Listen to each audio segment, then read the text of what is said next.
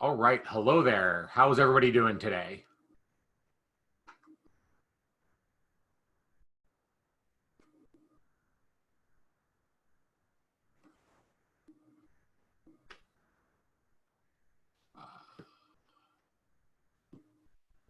Boy, if I unmute my mic, it works better. Can you hear me now? Yeah, I got you now. Got you Hey, now. it's Justin. Good to see you, sir. Hey, great to see you as well. Great. We've got folks coming online here. They should be.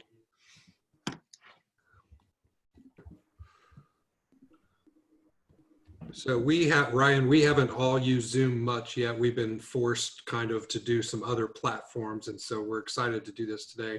I'm just going to remind everybody as they come online to use gallery view. That's a real easy way to not go through a seizure as the screens keep changing on you all the time. And I've asked everybody to stay muted and they can use the hand raise and we can kind of go with you, Ryan, on how you'd like to proceed. We're excited to meet you and learn about the piece.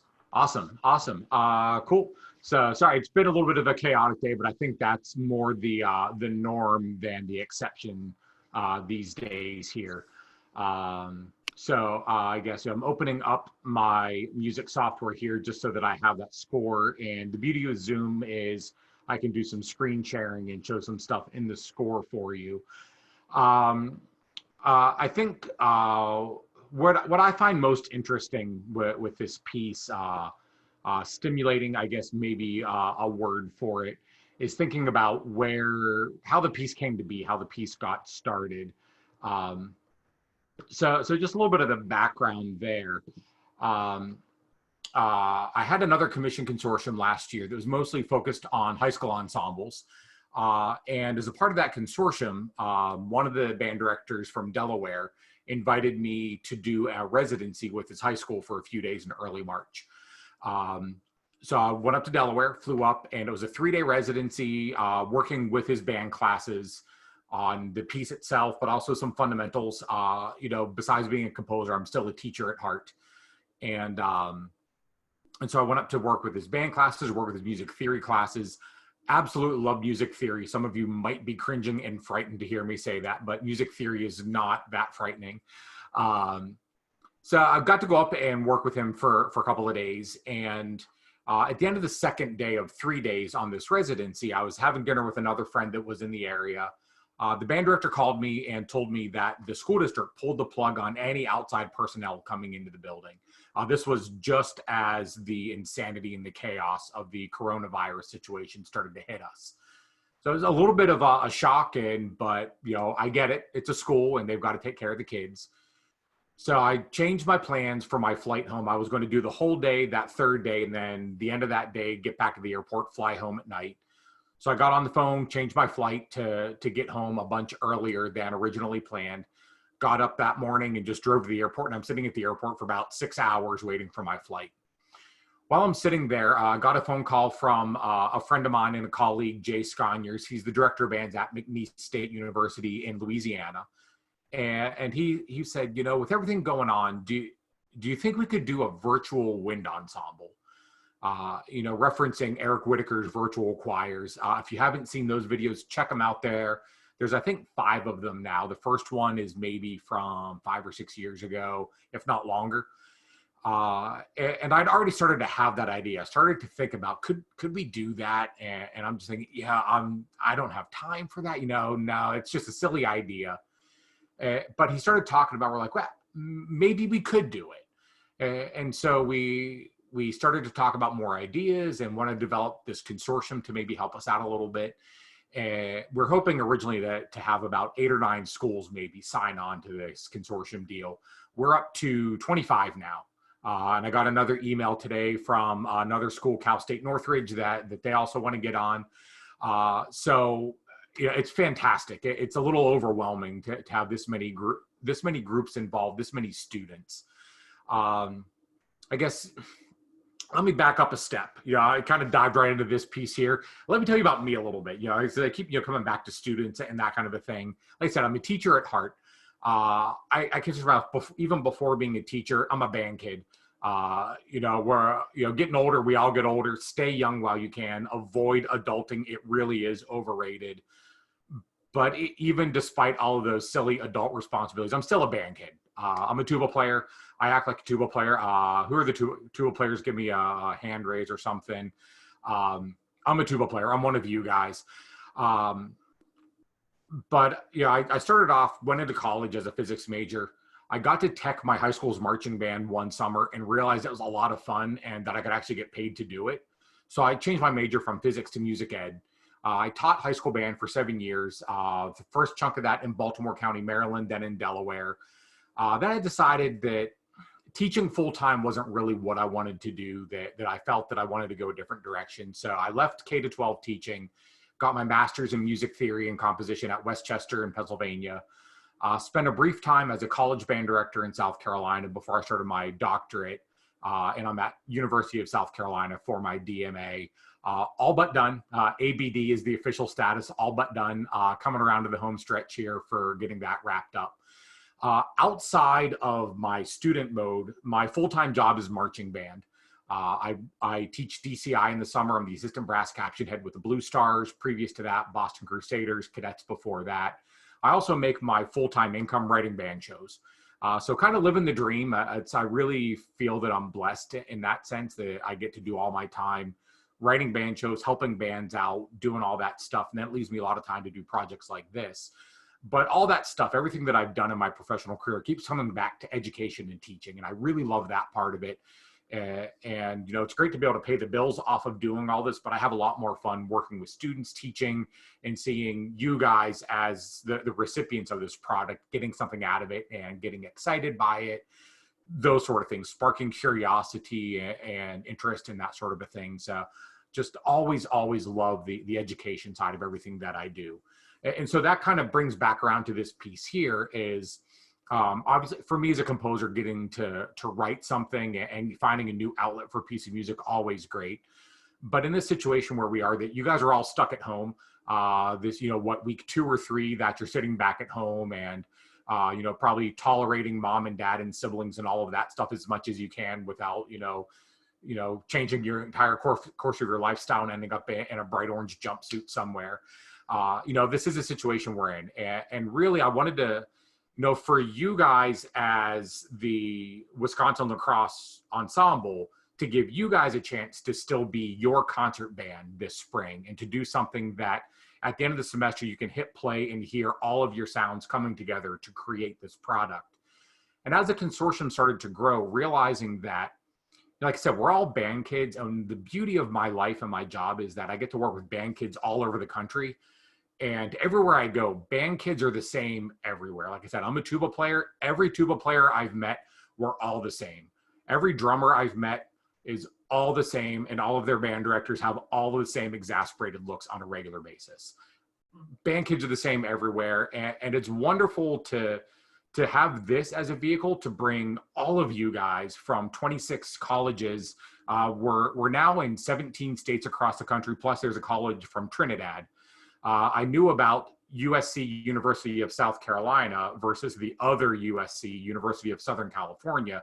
There's also the USC, University of the Southern Caribbean, is one of the participants in our consortium also. So at the end of the day, we're talking about probably 300 or 400 of all of you, if not more, all coming together to create music together, which I think, you know, right now, more and more states are going on stay-at-home orders.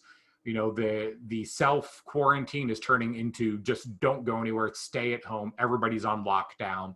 And the more this is getting more stringent, is more making me excited that even though we're all stuck at home, we're still going to make music together, which I'm just really excited about. So that, you know, that's back into the piece. After I talked with Jay and we started to have this idea, the first thing was, okay, we need to get the word out. So he and I started kind of passing text back and forth. That became the website for the consortium. I'm not sure if you guys have all checked out that website and so forth, but there's some background from Jay and from myself on the website to talk about what this consortium is all about. So we had to get that going and kind of like put into words the conversation we had. And then, of course, for me, I guess, you know, we actually needed to have notes on a page to work from. So I'll briefly jump into and just kind of talk you through the piece from the process side of writing it.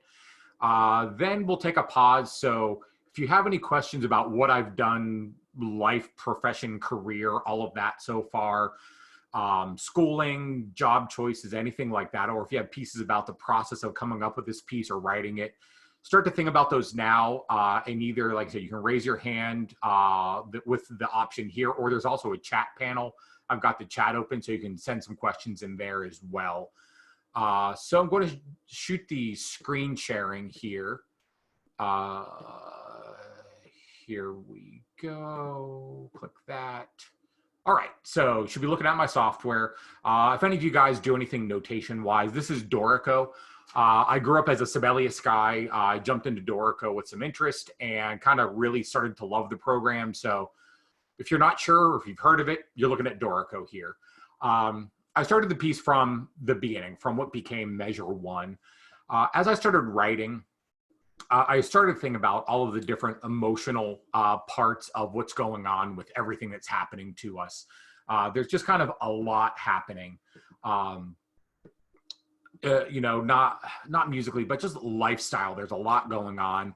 And especially this, we're talking about March 10, 11, 12, about that part of the month. So if you kind of rewind your own brain back about 3 or 4 weeks, this virus started to hit the US. We started to get things shut down. All of a sudden, you're coming back from spring break. No, you're not. You're staying at home. All of these questions start to come up in like this thing. What's going on? Where are we? And that was the mood I wanted to put in the beginning here. What's going on? What's life becoming? And kind of just all of that unknown trepidation, a little bit of anxiety. And that's what this beginning came. As if you've listened to the recording of it, it sounds very unsettled. We don't know if we're in major or minor. Is it modal? It's dissonant, but it's not dissonant. What's going on here?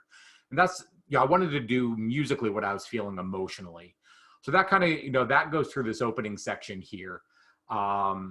As I was working on that, then what gets into at rehearsal 120, the last section, all of a sudden that popped into my mind. I'll come back around to that later, but I kind of had a couple of bars of the ending section popped up.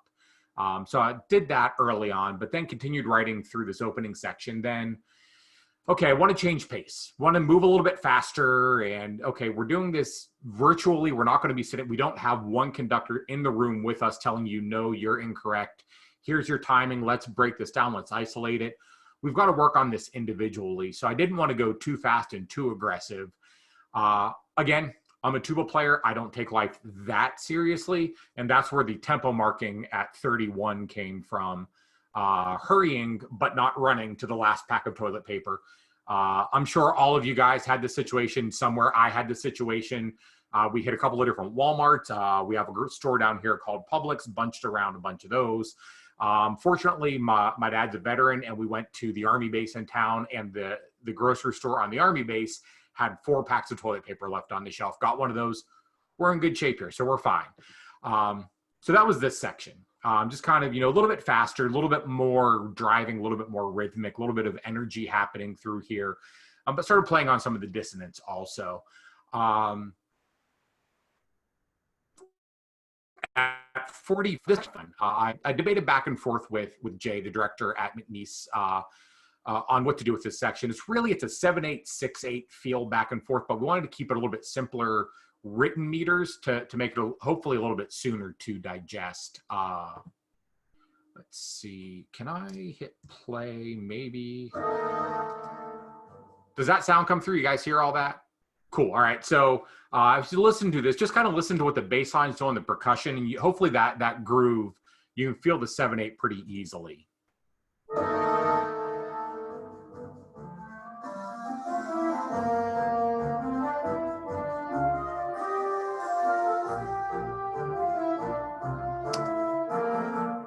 So kind of, I wanted to sort of settle into something finally, and just, have some melodic stuff going on, just get kind of a little bit of a groove happening, and something that you can, bob your head to in a weird sort of off-kilter meter kind of a way. That stuff all goes along. And then we get to the next section, another slow section.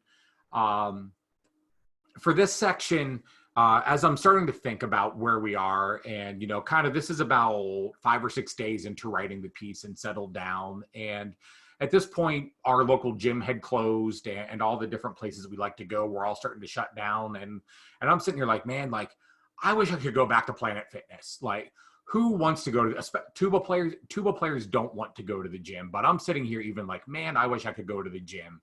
And I think we're probably all finding those, like, man, I wish I could be going and sitting in English 101 again. Nobody wants to go sit in English 101, but we're stuck at home. Like, we just want to get back to normal. Even the bad parts of normal, we just want to get back to. And that's where this next section came from. Like, just wanting to get out of this situation, just go back to our everyday life, just get back to what it's going to be. And that takes us through here and kind of start to throw some solo sections in. We have a solo clarinet, a solo alto sax, so just a little bit more lyrical, a little bit more of a pretty thing going on. So a little bit quieter, more reserved, and sort of that time that we're taking to reflect right now also. There's only so long that you can sit here on your computer staring at Google Hangout and Zoom and Blackboard and PDFs of all of the stuff you've got to read for classes and doing your math homework digitally. You can only deal with it so long. You've got to get away from the computer. You just go sit somewhere and just kind of take that breath. And that's what this is here. Taking that breath and like, this sucks. I hate being at home. I hate doing this and this, but we're going to get through it. And that's what it is. And that takes us to the next section. We're going to get through it. We're going to come out the other end. And that's 104, this cut time feel, relentlessly pursuing normal, just trying to get back to it. And we start to get the more emotion going on, a little bit more of an uplifting sort of a feel. Then we get to this last fanfare section, celebrating coming together. In the small sense, this piece bringing you guys, the Wisconsin LaCrosse band, bring you together, bringing all of the consortium members together, but also bringing life back together. Just this hope, at least what my hope is, that you feel this really optimistic feeling coming out of this section. There's optimism. Something should be, just feeling great as you come through the whole thing. And we go through this whole ending section. We come up to this final arrival, and just the last little bit, not perfectly settled. I'll just play from the last few bars here.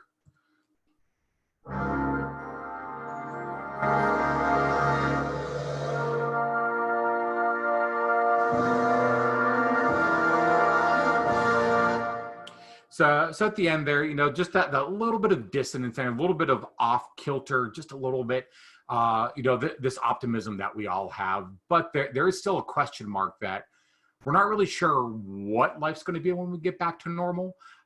Things are going to be different. There's going to be some things that change. Maybe more schools find that we should do a little bit more online learning. Not everything needs to be in a classroom. Maybe more parents have more opportunity to work from home and not go to the office every day. One of my close friends is a band director. He's a fantastic guy. He gives so much to his programs. But he told me the other day that he realized that he missed his kids as much. He's got a little boy who's 9, a little girl who I believe is 5. And he realized that he missed getting to spend a lot of time with them. And now he's at home and he spends that time with his family. And he missed all that. So there's a stuff that the situation's giving us a lot of silver linings that we need to find. So that we end with, that hopeful optimism, but still a question mark about where we're going to end up. So that's kind of a quick walk through the piece. So if you have any questions, let me know. Jacob, thank you relentlessly. Again, I'm a tuba player. We're not going to claim spelling's my strong suit here, so I'll go in and fix that. Thanks for catching it. Leave it to a clarinetist to find that. Again, band kids are the same everywhere. The clarinet players, they're the ones with that incessant, sometimes annoying eye for detail, but you can never argue with it because they're right. So again, thank you for that. What questions do you have? Again, my backstory, the piece here, anything like that.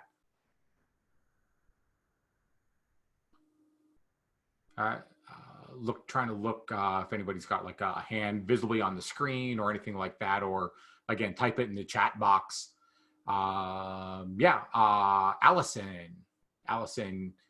unmute yourself. Okay. There. I think I'm unmuted now. There you go. I was curious, are there any like emotions or like things that have been in the news that you didn't include in this piece right now that you maybe could have or considered adding? Yeah, I guess if I were writing a piece that was going to be played in concert in a traditional setting, that I mail the score and parts off to Justin, he passes it out to you guys, and then he gets to yell at you guys a couple hours a day, a couple of days a week for a few weeks in a row. Probably would have gotten a little bit more detailed with some things, and especially with I think I don't want to get too much into politics, but there is unfortunately a lot of politics involved around everything going on right now. And there's a lot of bickering back and forth and finger pointing and he said, she said, and whatnot. I think there's a lot of that that's going on that I think could be fodder for a really great musical moment that could lead more into this pursuing where we're going to. So I think that's probably a big consideration of, this tension that we're feeling about the unknown. I guess for you guys in Wisconsin, you're used to snow days. Actually, you guys might not be used to snow days. You're like, yeah, all right, whatever, we're going to school anyway. There's snow on the ground. But, like you get a snow day and all of a sudden, like the day of your band concert, school gets snowed out and you don't get to have your concert. It sucks and you want to yell at everybody. You want to scream at everybody. But at the end of the day, it's snow and nobody chose to make it happen. You just kind of got to deal with it. And we're in like the mother of all those situations right now. It's a virus, and whatever's happening politically, it's a virus. It's gonna get there. And as what's Jeff Goldblum said in Jurassic Park, life's gonna find a way, and the virus found a way, and whatever's gonna happen, it's doing its thing, and we have to deal with it, and we have to deal with it on its terms the best we can. But it's creating tension and we're trying to figure it out. And so we like to, we fight with whatever we can, and it's dumb, it's silly, but it's kind of that outlet of emotions. And so, yeah, I think that could be a pretty neat musical moment to put into it. Let's see. Shannon sent me a question via text. How will each of our recordings be compiled and how will our dynamics be affected? I'm going to come back to that one, Shannon. So if I forget, yell at me. I'm, again, tuba player, also getting older. So if I forget, yell at me. I'll come back to it. Let's see. Nicholas, how were you able to write the piece so fast? So I guess I kind of have this part of my personality that if I need to like put my nose to the grindstone, I can like just put my head down and work. Sorry, Justin, to admit this, I'm the write the paper the night before kind of a guy. I did pretty good on my master's. My DMA, I'm finishing with a 4.0, so it's hard to tell me that I'm doing it the wrong way. So there's a little bit of like, I can just buckle down and do the job. The passion that I brought to doing this project because of what it meant, that the excitement and the emotion of that passion also helps me to fuel and do the writing a little bit faster. I'll be honest, having the consortium and expecting 8 or 9 groups and getting 25 groups, there's a dollar figure that comes with that. And the dollar figure got exciting and that was motivating. But people always work harder on payday. And so that kind of played a little bit of a role here. Also, I did something kind of silly. A friend of mine, another drum corps indoor guy, because WGI canceled, DCI canceled, we all found ourselves with some more time. He started doing a Facebook live stream of him just hanging out in Logic and creating like beats and stuff like that. And I ended up spending some time, like I spent an hour, a couple of days in a row, just sitting here watching him writing drum stuff in Logic and this and all that kind of a thing. I'm like, yeah, that could be kind of neat. So I did a couple of days myself of jumping on Facebook Live with my music open and watching the stream, and like this list of like 30 people just watching my live video. And I'm thinking like, oh, I guess I need to be productive if all these people are staring at me. And that kind of forced me to just sit and keep writing and writing and writing. So a lot of different ways went into helping me fuel that creativity and get through the piece quickly. I did give myself a self-imposed deadline of wanting to get it out at the beginning of this past week for sure. If not, I think it was last week, I really was kind of wrapping it up. And writing to that deadline helped a lot. Let's see, Mark, do I have any of the motifs in my head previously before sitting down? Not too much. For me, it's not necessarily melodic motives. More about colors, harmonies, and that kind of a thing is a little bit more my language. And I think I equate that to the music that I spent most of my time as a performer playing. I found that people that play melodic instruments, trumpets, clarinets, saxes, flutes, when those people become composers, they tend to write beautiful melodies, and then the harmonies sometimes are a little bit less exciting. For me, I spent my whole world as an ensemble musician sitting in the back and playing the whole notes while everybody else got to do fun things. And I tend to write from that part of it first and kind of create this harmonic texture and then layer melodic material over top of it. A little bit of drum corps influence in the end, definitely. A couple of drum corps tropes happening in there. Towards the end, there's a little bit of a motive. The high voices come in with this F major chord moving down a step to E flat major. Again, drum corps kind of a thing. And then the low brass comes in another whole step below that, which is also a little bit John Williams. It's not my dad's John Williams, but not that one, the other John Williams that writes the soundtracks. So yeah, there's definitely some influence from those things in there. Kind of, you can't get away from that language when you live that language a lot. Let's see, Wade asking me, what fuels me during this time? What do I do as a musician composer aside from writing this that keeps me motivated? It's like I said, I'm kind of blessed. Life's kind of weird. This time of year, usually like March, April, May, my life is writing band shows all day long. I get up at 8 o'clock in the morning. I work from home, but I set an alarm. I get up and I'm in my office. You can see here, my dining room is my office.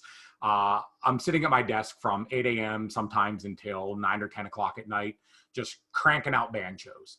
And I work my butt off for 2.5 months of the year to do that. And that pays my bills all year long. So then I get to the fall time of year. In the fall, actually, I have the pleasure of working with the drum corps in Europe. So they pay for a flight for me to go over there, and I get to work with them for about a month at the end of September. They're only on the weekends, so I teach drum corps on the weekends and then just bounce around Europe on trains Monday through Friday. So, I managed to deal with things there. I work with a couple of high school bands in the area where I am here in South Carolina, which is fun, again, getting to go back to teach. And then I cook, watch Netflix, things like that.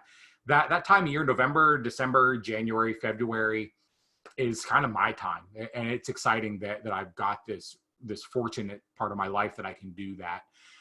So it's kind of, I work really hard about 6 months of the year, and I kind of take 6 months of the year off. Let's see.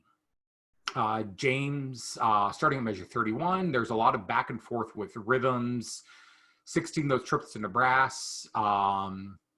You say, was that a domino effect with things happening quickly? Yeah, I think that's a part of it. Not necessarily a conscious choice, but feeling again, that back and forth, what's going on? Like, where's life? Like, I've got to go do this. I've got to go do this. I literally had a Saturday that we woke up in the morning, cleaned out the pantry, took inventory of everything in the pantry, cleaned out the freezer. What do we have in the freezer? And then we made a list, went to the store to get what we needed to last at least 2 or 3 weeks without having to leave the apartment. And going to the store was even like, okay, go get this. And just, there's, some of that anxiety through there. Let's see. Luke, in the future, when I'm no longer under social distancing, how will this piece be performed? Future pieces performed online or live performances? I would love to hear the piece played live and actually let a great director like Justin to actually sit in the room and to interact and work with you guys and to clean things up and really get some of the nuance and the subtlety with it. You'll all be performing it with a click track, and Shannon, I haven't forgotten your question yet, but I do want to come and talk about the technical side. You'll be playing along with the click track to help us all line up, but it'll sound good, it'll sound correct and accurate, but there's always something good about live performance and to hear a group of musicians performing together. So I would love to hear the piece played as a live performance concert. I think it could absolutely be done as a virtual piece, maybe as some kind of an honor band thing. Those of you music ed majors, give me a hand or something. Future band directors, maybe you come up with an idea for your local, whatever your communities are in, to do an honor program over a distance, or maybe once you guys, 10 years from now, you're all alumni and teaching all over the state or all over the country, you can all come back together and do this piece again with one another. I don't know if I'll be willing to keep doing all the video side of it. We'll let future versions of that work on that. Again, I'll talk about the technical side. It is an undertaking. Let's see, Damien. Do you think the experience during isolation will create other pieces in this format? Similar question. Maybe. The virtual thing is definitely, it's a neat world. As I've been working on this and learning more about Whitaker's virtual choir pieces, there's a lot of, it's a lot harder than simply playing to a video of a conductor conducting silence or listening to just a metronome. There's a lot more nuance to it that I do want to talk about. So there's some challenges to it that are behind the scenes, but those challenges are not insurmountable. It is possible to overcome it. Let's see. Oh, Sydney. Since this virus is a once in a lifetime, how do I expect the piece to be interpreted 5 to 10 years down the road? I think, you know, like, I know I was in my undergrad when 9/11 happened. And, you know, you guys were probably all pretty young at the time. God, were you guys alive when 9/11 happened? Okay, so I'm not that old yet. All right. Safe. That's coming in a year, though. My seniors last year at high school were born after, and that hit hard. Yeah. Who is that? Allison. Love the cat. Wonderful. I hope we see that in the performance videos. So yeah, 9/11. I was in my undergrad, and it was a Tuesday morning, September. It was a beautiful day. And I mean, I'm sure like 9 a.m. piano lesson on that Tuesday, and I'm sure all of you guys 9 a.m. class. That means you're getting up at what, like 8:40. Brush your teeth, maybe comb your hair. You go to class, and eventually you get a shower later. It was one of those mornings. I got up, did my thing, walked over to campus, and I'm sitting down for my piano lesson, and my professor's sitting there, just not looking quite right. And he said, "Well, are you okay?" Why wouldn't I be okay? It's a Tuesday. It's a nice day. And then he told me what happened. With everything, with the events unfolding, and at that point, the worst hadn't even happened yet. And like, I just kind of like looked at him, and I just got up and I walked out of his office. I didn't say a word. And I spent the next 3 hours pacing up and down the street.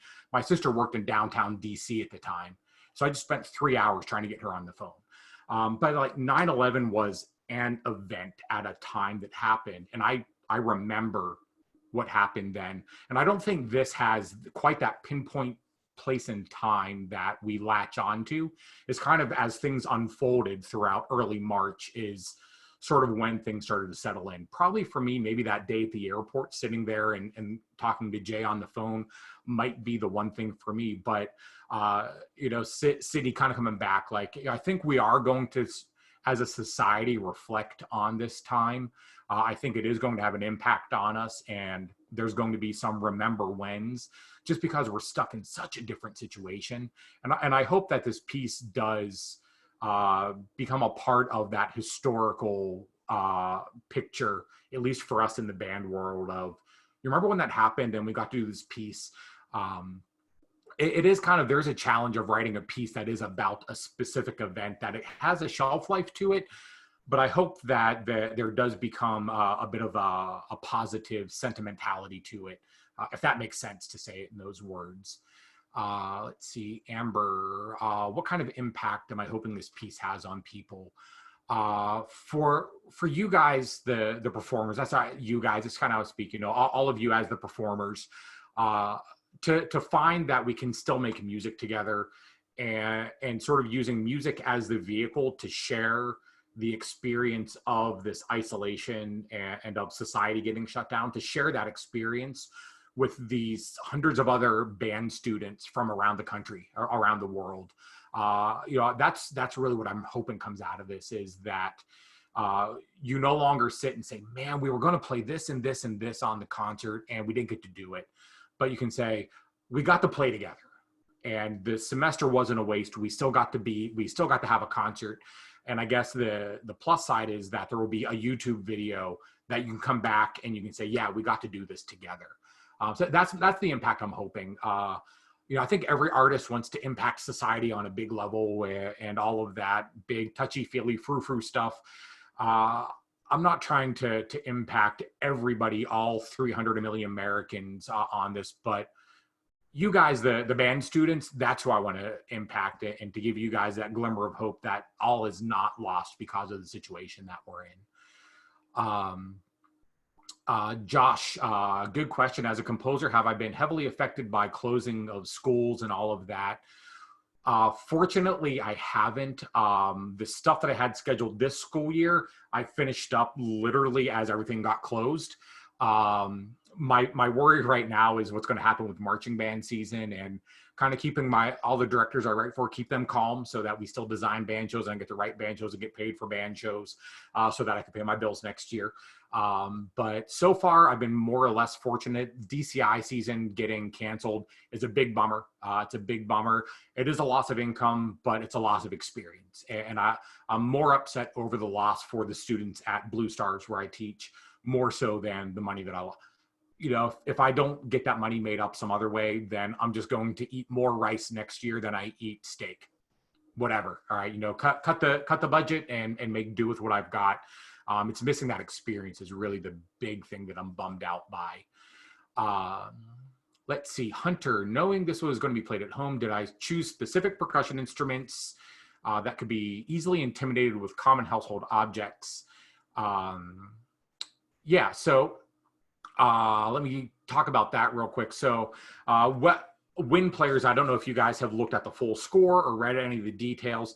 The percussion stuff, I wrote it for you. I've got a line called snare drum, a line called bass drum, and tam/gong, cymbals, accessories. I've got some mallets in there, with no delusions of that being the instruments that we use. Sure, you know, as a trombone or tuba player, you probably have a trombone or a tuba. If you're a trumpet player, you probably have a bag full of trumpets somewhere. I don't know a lot of percussion majors who have a concert bass drum and a gong and a set of timpani in their living room.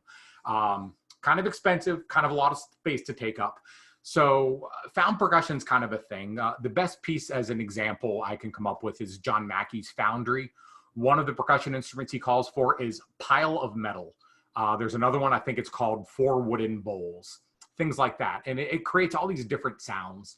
One of the cool things I've got to do as a doctorate student in composition is to do found percussion assignments, which has been me going to Lowe's and spending an hour and a half walking around and just banging on stuff all over the store. And eventually the manager starts following me around. They get nervous.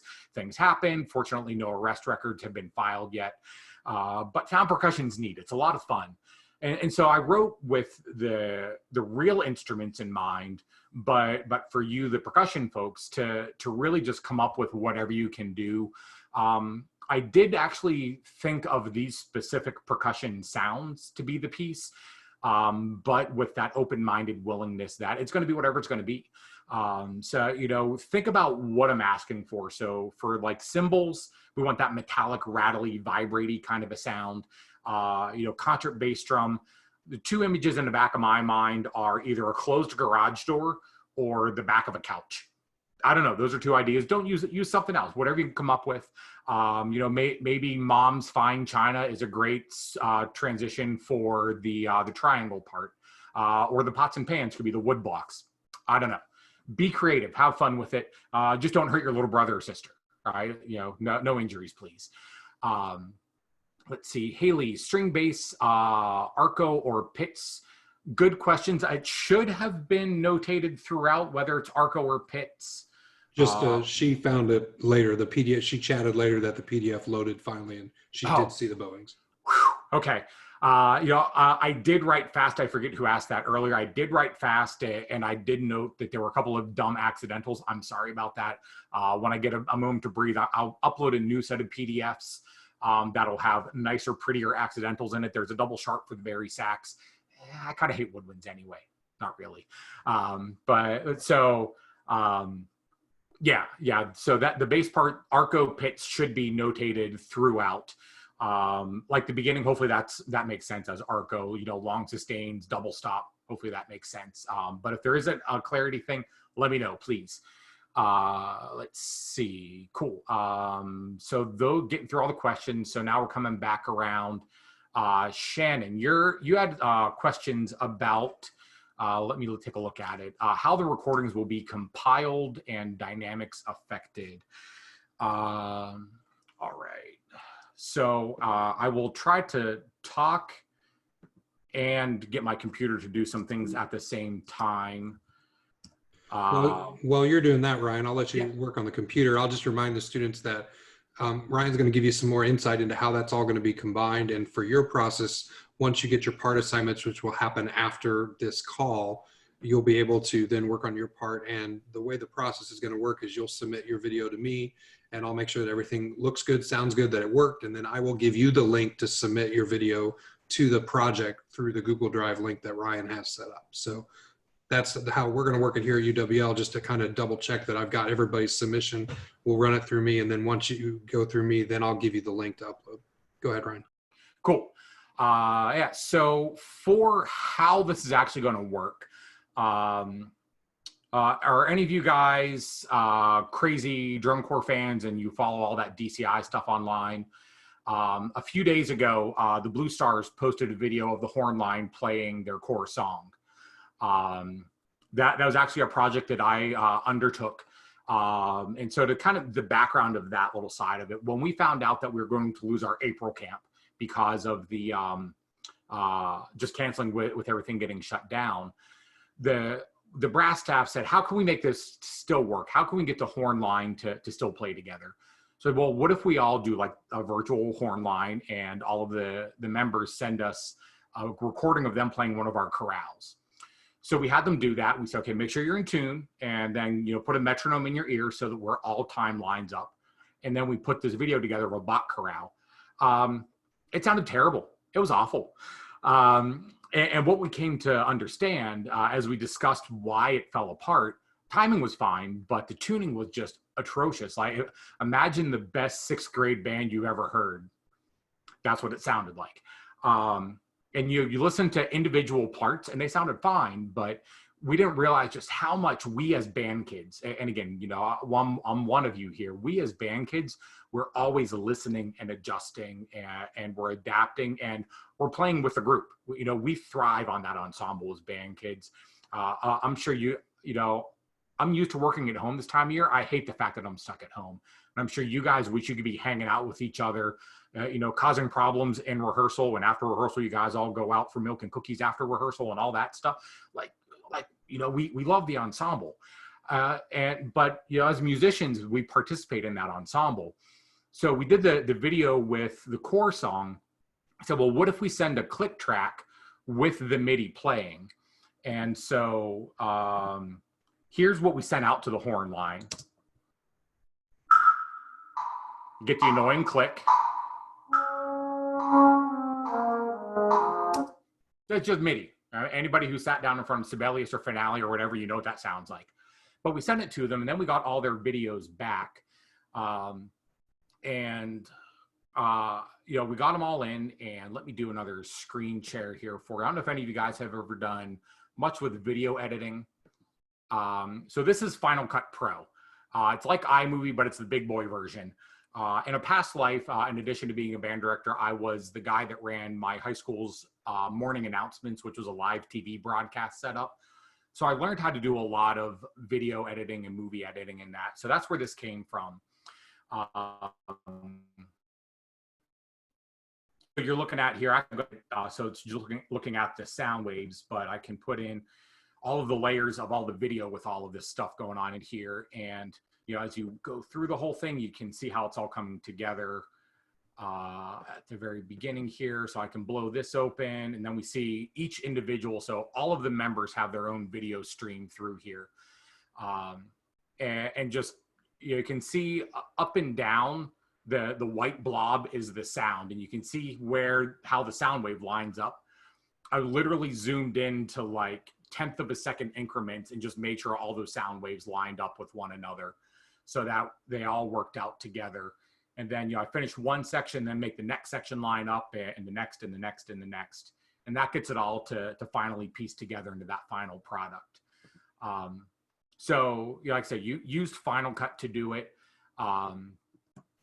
It's quite the undertaking. It is a very demanding process to go through to get the computer to deal with it. So yeah, it's just going to be doing that, and just a little bit of diligence and some patience, and taking the time to go through. I just opened the wrong thing. So let's talk a little bit about technical specifics on this whole thing. How to make the recording. For the technology that you need on your end, you don't need a lot. The cell phone that you guys all have in your pocket right now or might be using for this call right here is perfectly adequate. If your phone's about 3 years old or so, you've got perfect technology for doing this video. You don't need to go crazy overboard with any kind of thing like that. Just a good cell phone is going to be great. If you do have a laptop with a good microphone, even better. You want to use earbuds so that we don't hear you playing the click track back. You want that going in just one ear.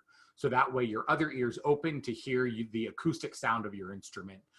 If you listen to your instrument just through what you hear through the earbuds, or really what's the vibration of going through your head, you're actually going to play a little bit out of tune. So just use one earbud and let the acoustics of your instrument in the room help you to play in tune with what you hear in your ear. As you're playing, don't point directly at your microphone. I'm going to show you one of our guys from Blue Stars. So he's one of our trumpet players, one of the better trumpet players, probably one of the best guys in the horn line. Fantastic player. And let's see. So here we are. So here you can see he's sitting here playing, and he's aiming right at that really nice high-end microphone. And here's what it sounds like. That's not a good sound. That's not a good sound at all. Like I said, he's one of our best players. And so I sent him a message back. I'm like, hey man, redo and just turn off center a little bit. Send a video back. Gorgeous. Gorgeous. If I didn't know who it was, I think it was a Masters player on their Masters recital, something like that. So it's really, I'm talking to trumpets and trombones, you guys especially. Don't aim that bell right at the microphone. Tubas, euphoniums, horns, you guys are okay because the bell goes off to the side anyway. Woodwinds, you're fine. Your instruments don't put out an intense enough sound stream to overdrive the microphone like that. Percussion, give yourself some space off of the microphone, especially depending on what you choose to use for your implements. Also on the technical side of it, get as dead of a room you can be in. If you don't know what that word means, acoustic word to throw around, dead, not ringing, no echoes, no reverbs. Again, one of the guys at Blue Stars sent me this video. He sounded brilliant. He was like in the big open 3-story lobby of the concert hall at his college. But every release just kind of rung and rung and rung and rung. And I had to go back in and actually edit his sound wave to take all of that echo out. You know, a couple of guys sent videos from playing in their garage. Again, they sounded like $1 million in an empty garage, like that, a concrete box. Beautiful sound. Doesn't work for this. The folks that you could see, they were like sitting on their bed in their bedroom playing. Best video to work with, because when they stopped playing, the sound just stopped. And then when we have a couple of hundred videos layered together, that's going to really combine together pretty nicely. On the back end, on my side, another thing that I'll do, Shannon, thinking back to your question, is really knock your volume way back. If I just bring all the video in at the level, like, you individually sound great, but when you multiply that by 400 videos, it's going to just overdrive the sound. So I'm going to pull everybody way down, but we're going to get that really great ensemble sound. So it'd be a little bit of that side. One other thought for you guys, a suggestion is, you see like some double fortes. I might have used a triple forte in there. It's not marching band double forte. If any of you guys are drum corps guys, we're not doing drum corps double forte. Think solo recital, recital hall stage, kind of by yourself, double forte sound. Doesn't need to be a lot. Just get that intensity of double forte, not necessarily the decibels of double forte. Hopefully that makes sense. Let's see, Seth, should we try and upload in the best quality? You don't necessarily have to go crazy with it. Your individual video could probably even be as low as like 900 or even 800 by 600. And once that gets shrunk down so that there's going to be 30 or 40 or 50 videos on the screen at a time, you're going to look fine. I don't need you guys in 4K or HD of any level for you to look good on the big screen. So you can keep a smaller video size and that's going to be fine. File type, not really that big of a deal. The folks coming in from Blue Stars, we had MP4, MOV, I think some M4Vs also. All different formats should be fine as long as it's not Windows Movie Maker, please. I don't even know if that program exists anymore. But any of the standard, if your media file will play on an iPhone or an Android, should be fine for me to get it as well. Let's see, Spencer. Spencer asks, show us the bad video. I discussed it. Jay, who started the consortium's on staff at Blue Stars. We talked about this, and I talked to my caption head about this, and the consensus is we're never going to let that video see the light of day anymore. Like I said, it was rough. The timing was all great. I think the last B flat major chord is the only one that actually lined up with anything. Horizontal or vertical video, good question. Vertical, no. Horizontal, landscape mode is going to be better for it. Everyone's going to need a little bit of cropping and everything anyway. But at least if we all start the same format and same style, that's going to make it a little bit quicker for me to do the same kind of editing process on each of the videos as we go through. Outside, not really good for acoustics because of the ambient noise. Yeah, Ronnie, good question. The Blue Stars horn line's given me so much great fodder for this. Another one of our trumpet players, I'm not sure where she's from. Let me pull her video up just because it doesn't matter even what it sounds like. It's just beautiful. I watched her video and I'm like, that looks great. That looks wonderful. So there she is. That's Emma, fantastic trumpet player. I don't know where she lives, but I want to live there. That looks great. But her video was a pain in the butt to edit because she was outside and just constant wind through the microphone. Inside's going to be a little bit better. When you are doing your video, wear your UWL gear, like whatever your college shirt is. If you've got a shirt that you bought 3 years ago, your freshman year, and it's kind of worn out, and like, you know, that was your first load of laundry you did on your own in college and things kind of got a little bit ugly in the washer, wear it anyway. You know, it's about the piece of music, but it's about you. And at the end of the day, you know, when I've got to crop the videos down, I've got to start cutting things out of your video. I want to keep your face, your upper body. I want to keep you in the video, even if it means we don't see the flute going off to the side or whatever.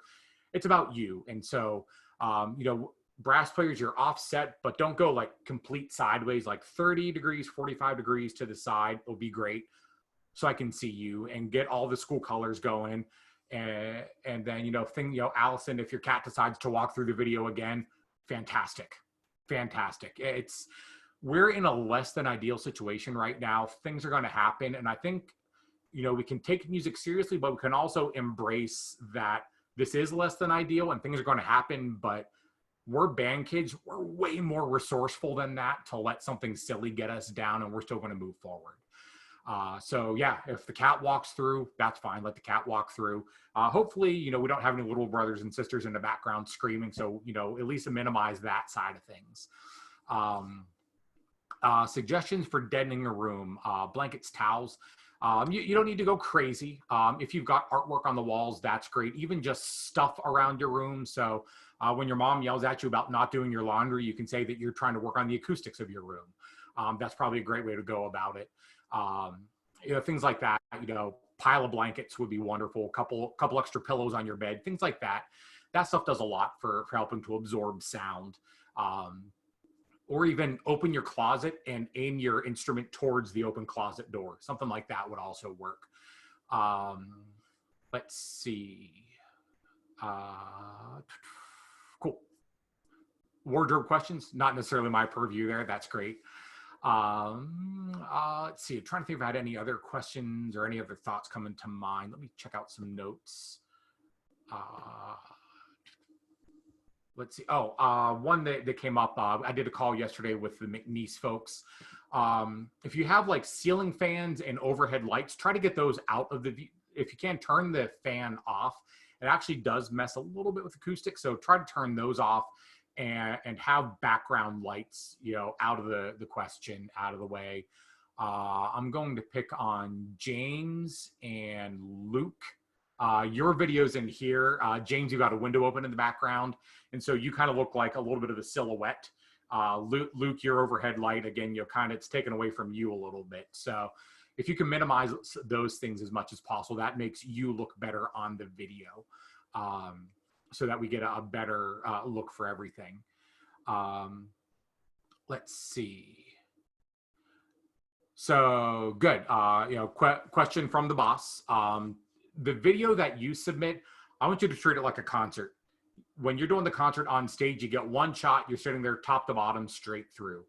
I want to get the videos like that so we don't get any kind of cuts and jumps through the video, but we just have one continuous take from everybody. To help you out in the process along the way, I'll pull up the consortium website and we'll talk a little bit about some of the details here. So let me share the screen again with you. Here we are. All right, so this is looking a little bit further down the page. You see in this section here, score and parts. So there's a PDF of the full score. Please check it out. Don't live in isolation. Use some time to be familiar with what a whole score looks like so you can learn and see what everybody else is doing. You've got a zip file in the center here with all the parts in one thing. Then percussion, just a note about the found percussion. Below that, audio and click tracks. The first MP3 that you've got, you guys get my cursor on the screen also?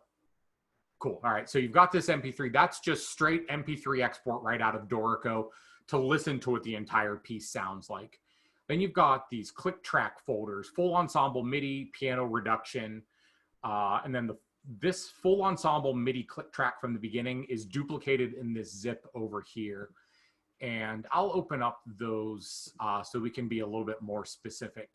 In the click track folders, what you're going to find is a bunch of different files. So here it'll look kind of like this. This is my big file on the computer here. But you'll see click track from beginning, rehearsal 15, rehearsal 23. So anywhere you've got a rehearsal number in a square, I start the click track at that point to give you an opportunity to start whatever along the way throughout the piece of music. So if you need to go work on the ending, you don't need to keep going back to the beginning and fast forwarding the track and try to catch it. So if we're going to start at 104, for example, you hear the tempo. So you get the count in with it to go along with. So you've got these click tracks from rehearsal. Those are using the MIDI itself, so you can hear the entire ensemble, partly for you to hear where your part might fit in specifically, and for listening to tuning with some of the instrument-specific overtones through there. But then I've also included what I call the piano track, and this sounds a little bit different.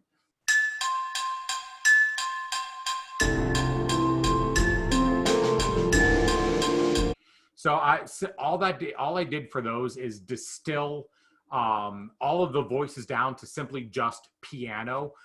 This is really going to do a lot for you to hear a lot with timing and rhythmic accuracy. This will play a big role at the sections at 31 and 44, and also the ending 104 and 120. But throughout, work both with the full ensemble MIDI and the piano MIDI, and you're going to find a lot of great tuning and timing benefits to listening to just that piano accompaniment.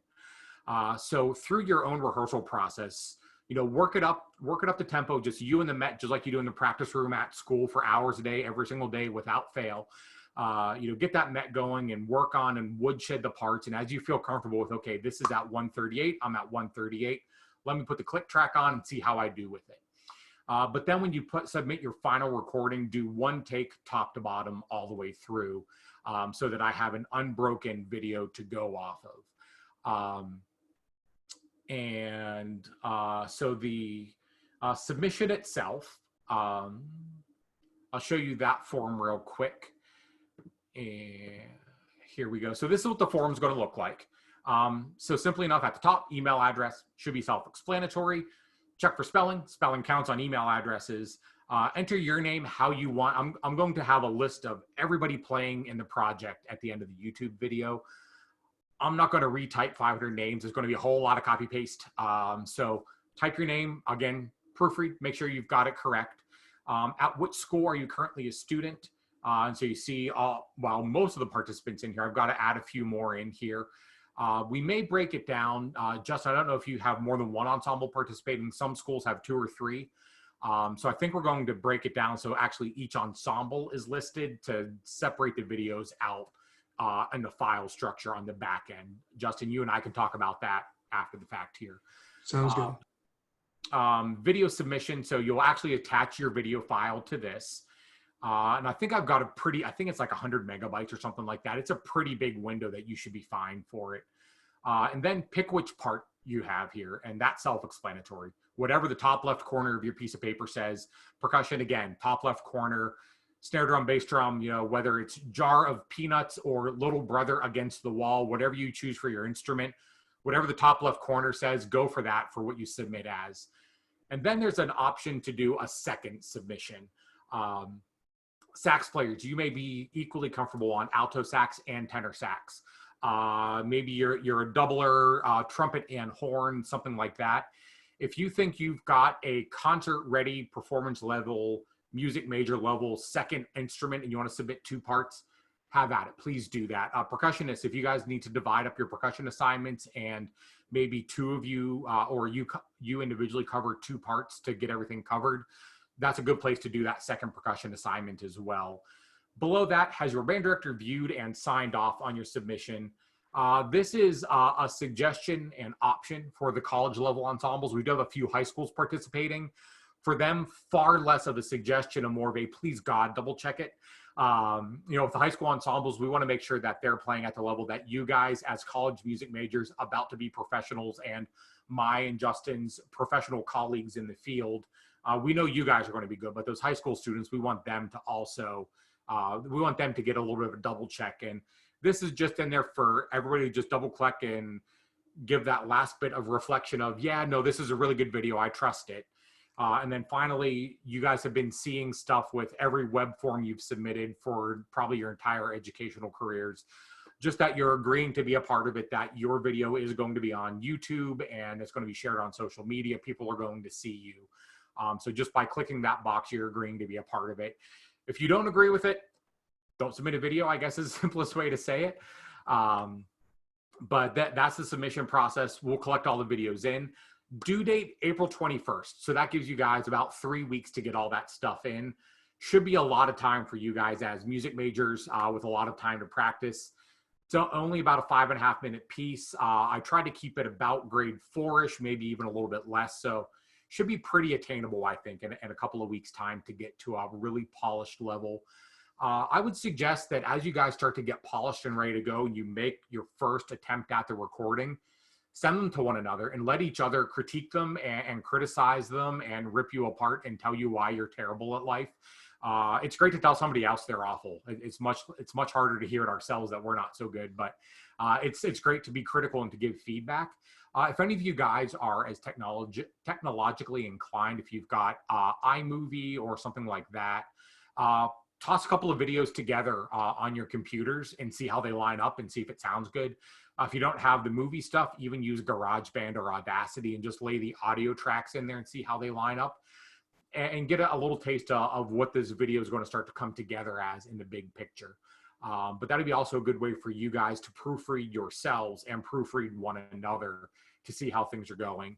At the Blue Stars, we use Smart Music. Are you guys familiar with Smart Music? Do you guys use that? I saw a couple of deer in headlights pop up like, oh God, he said that word. We're just getting, I know some people are doing it individually. We just got involved in the free version. And so I've just sent them out a subscription link. So they're going to get used to it. Cool. So yeah, we use it at Blue Stars. It's a godsend for DCI when we see our horn line once a month or once every 6 weeks. It's a way for us to keep working with our members between our rehearsals. But I can tell you that the members who waited until the night that things were due to finish doing their assignments were the ones that turned in the worst assignments. It's like trying to study for your final exam on the way to take the final exam. We've probably all been there at some point, me included. Didn't go so well. All right, don't wait till the last minute. Work on it. Start to rip that piece apart a little bit every day so that you're able to make your first pass at the full recording maybe by the 14th or the 15th, and that gives you some time to go back and polish and touch it up, but to, again, share with one another and see where you guys are as individuals and as a group.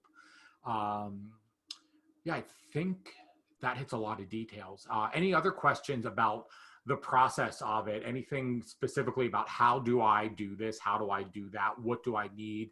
Anything along those lines? I just want to confirm, when we do the submissions, the click track that we're supposed to use is the one that says beginning to, and that's the one we use for the video. Is that correct, Ryan? Yeah, there's, yeah,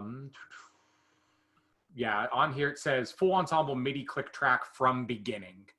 That's it, yeah, that got it. On the consortium page. So that one there, which is the same file that's in the zip file, but I just, redundancy. And again, future educators, you're going to have to repeat yourself 4 and 5 and 6 times. You know, just get used to it. The stuff that your mom's yelled at you about probably for the last 15 years of your life. Once you're teaching a class, you're going to be saying the same thing over and over and over and over and over again.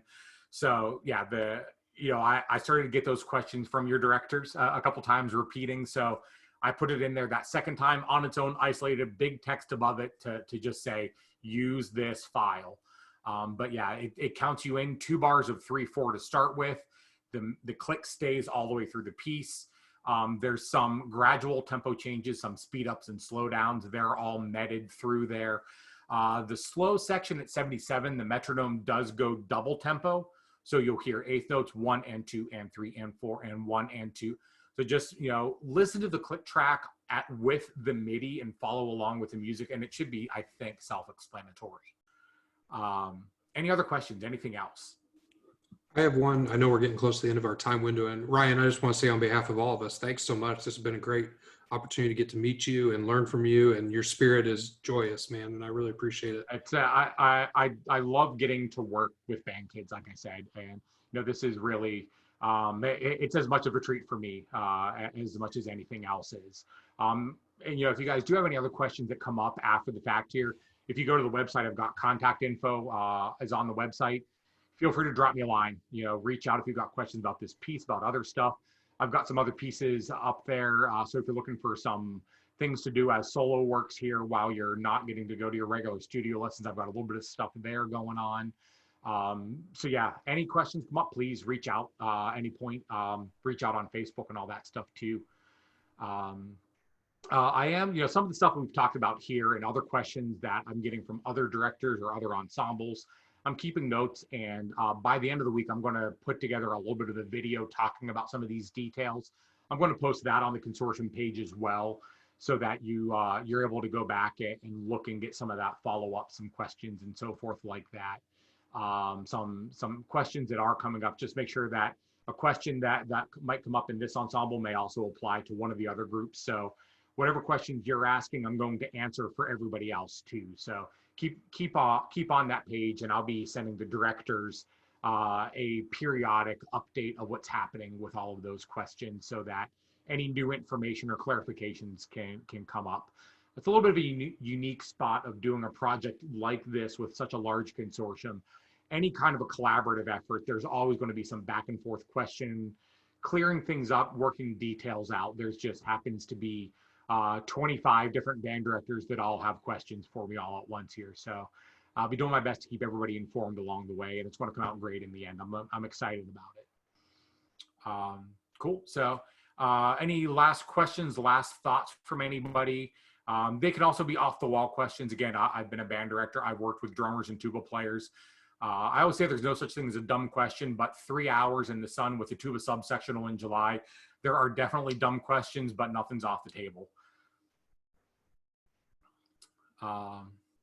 Cool. All right, folks. Well, I'll let you get back to whatever quarantine has brought you for this afternoon. Get through the rush hour traffic to get back to the kitchen and find the next snack for the afternoon.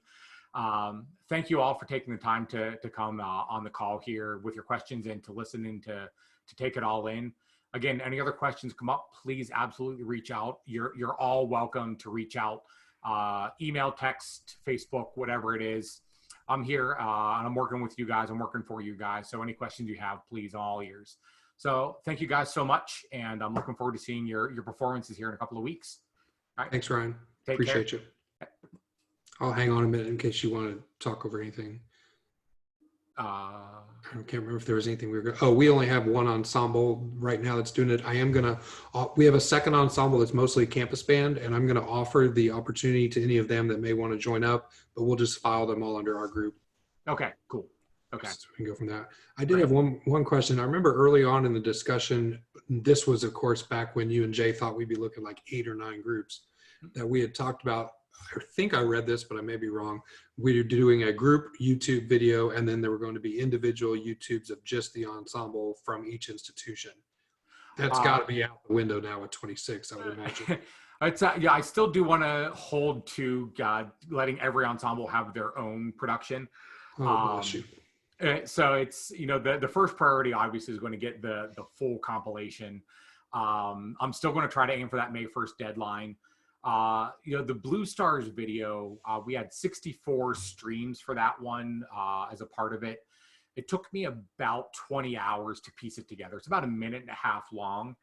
I spent more time just waiting for my computer to finish rendering the video to actually play it back as I did actually doing the editing itself.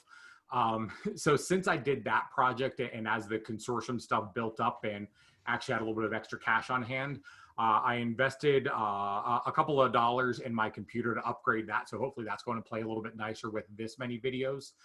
I also have another friend who's doing a similar project with another DCI group who he does a bunch of media stuff. He and I are going to chat about some nuts and bolts on process and procedure to hopefully make it go faster. Really, if everybody is smart about their click track performance, it goes really fast to layer the timing together. You just drop all the videos about in the right spot with each other, and then you zoom in as far as it goes. And you just line up a couple of sound waves with one another, and you hit play, and it sounds pretty clean. So that part of the Blue Stars project was actually really easy. Most of the challenge was animating the videos coming in and out. So I think I can get whatever it's going to be 400 or 500 video streams by May 1st. I don't think it's going to be that horrific of a project to do. But once that's all done, and then keeping band directors happy with marching band arrangements, make sure that's all done. I am going to make sure that I can get each individual school's video done. They may not be May 1st. That might be maybe June 1st, but I am still going to try to do that. Just so that everybody can go back and for you to turn into your bosses who were kind enough to support your joining the consortium. You can say, so here's this big project. The UWL students joined in with 25 other colleges around the country. But here's what our students did on their own also. So you can do that. And you know, then you can take your individual video and share that with your students. You know, it's great to celebrate the final product, but I think it's also worthwhile for you as the director that you can even use it as a bit of a teaching opportunity and identify where there were some errors, this, that, and well, you know, this was great, but you know, that, you know, here you could hear a little bit of an out of tune thing, or this was a release here. So it still give you an opportunity to help give your ensemble some feedback along the way too. So yeah, I'm still going to aim for getting the individual schools done. That'll take a little bit of time. I'll probably go in order of how you guys signed up for the consortium. So you guys are going to be one of the first ones done. Yeah, all good. That's great. That's wonderful. Do we need to do a crowdfunding to get you a new Mac Pro with like 32 cores? And I mean, I will totally be down for that one. I will be down for that. It's awesome. my little iMac here is, I think it'll be okay.